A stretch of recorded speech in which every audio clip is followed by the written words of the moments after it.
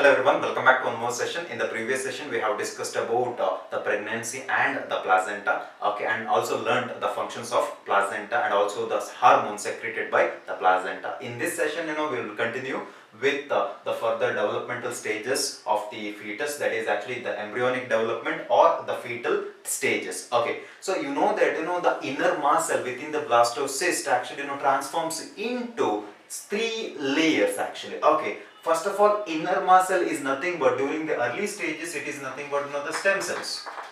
The stem cells.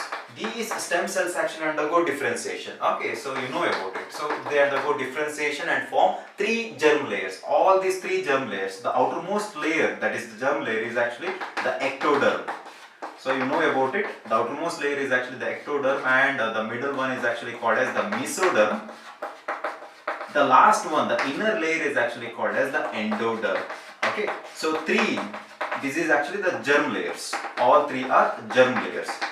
The germ layers are produced because of the differentiation of the inner mast cell, which is nothing but stem cells actually. They are all the potential germ cells or potential stem cells actually. They can form the germ layers, that is ecto, meso and endoderm. In future, all these germ layers going to form different organ. They play a very important role in the formation of the organ system, correct? For example, the ectoderm will form the outermost layer of the body, that is actually the skin. The mesoderm, you know that actually the muscles and all this stuff actually is like that. Okay, so here the fetal stages. Now let us imagine that finally the fetus has entered into this stage actually, the first month. Okay, so during the first month of the pregnancy, the developing fetus shows certain changes actually because it grows. In the first month, you see the formation of heart. So fetal heart is formed in the first month of the pregnancy, and even actually the heartbeat, the using stethoscope we can actually listen to the heartbeat of the baby in the first month itself. That means actually we can confirm that the baby is still growing, developing. Okay, so heart. In the second month, the tiny limbs, the limbs and the digits formation takes place. Not completed, actually it starts, takes place. The formation of the limbs and the digits takes place in the second month. In the third month, mainly the majority of the organ systems are formed and completed. Actually, the fetus is now having all the organ system and they are started to work. Okay, at the time the limbs actually starts, I said like in the second month the limb formation takes place, but in the third month the limbs are already developed completely. Okay, even the external genitalia, if it could be male genitalia or female genitalia depending on the sex of the baby actually, so which is also formed. The fifth month, you could see the tiny hairs actually forms on the head of the baby or the fetus actually.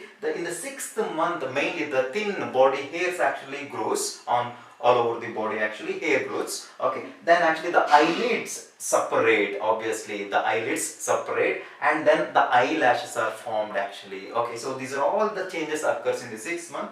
Okay, in the ninth month actually the fetus is actually completes all its what you call the morphological changes, and now it is ready for the delivery or the parturition. So this is actually just you have to remember it. Maybe ask like in which month actually the heart is formed, like that. You just have to write down this very simple one actually, nothing about it. Okay, just remember stem cells are nothing but the inner mast cell itself. Okay, so inner mast cell will develop into the fetus. How? First actually they form the germ layers. You may ask get this question actually, name the germ layers. There are three germ layers actually, you know that: outer ectoderm, middle mesoderm, inner endoderm.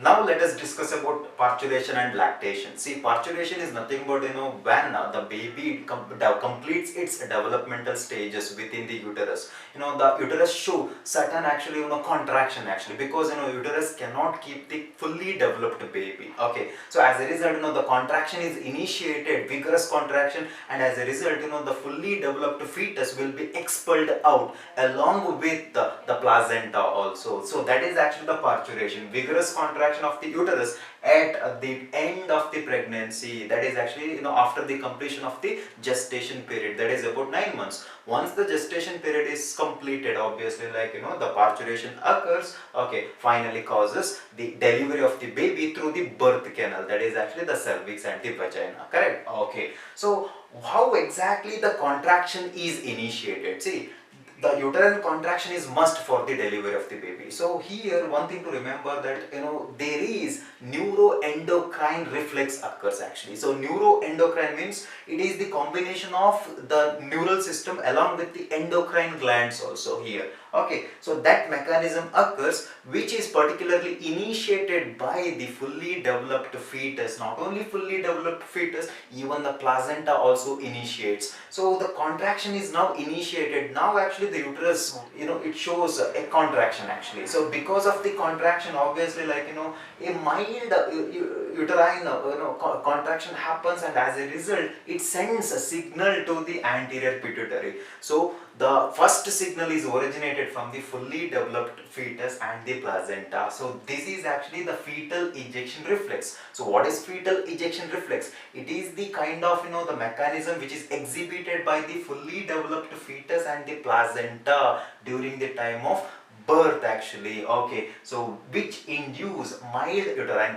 contractions. That is actually the fetal ejection reflex. Because of this fetal ejection reflex, what you see is the message is now sent to the anterior pituitary by the uterine walls actually. Okay, so as a result, the anterior pituitary now actually releases oxytocin. Oxytocin is a neurohypophysis hormone actually. So this oxytocin, it is also called as the pregnancy hormone. Okay, so this hormone actually, which actually now released into the bloodstream, and obviously the blood carries this oxytocin into this site, that is the uterus layer, and as a result it creates a much stronger contraction. The uterine contraction increases. Again, due to the increased uterine contraction, again this uterus now sends message to the anterior pituitary to release more oxytocin. Okay, as a result the contraction increases in several folds, and as a result finally the baby is expelled out. That is called as the parturition. So just you have to remember this flow chart. First thing is, what is fetal ejection reflex? Because the contraction is the signals which is actually originated from the fully developed fetus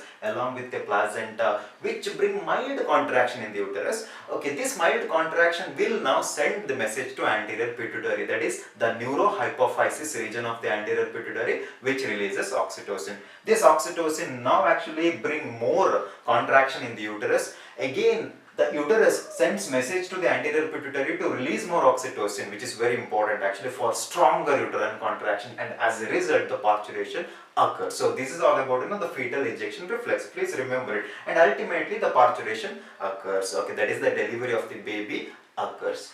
And now once the delivery takes place, the baby actually requires nourishment. Nutrition is very, very important. That is nothing but here the hormone which is actually the prolactin. Okay, that is also a hormone of anterior pituitary, which is now released in more amount. That is the contraction of the prolactin increases, as a result which acts on the mammary glands to produce the milk within the alveoli of the mammary gland cells, and as a result the initial production of the milk takes place within the mammary gland. That is actually called as the lactation. That is the production of milk within the mammary glands after parturition. That is called as lactation.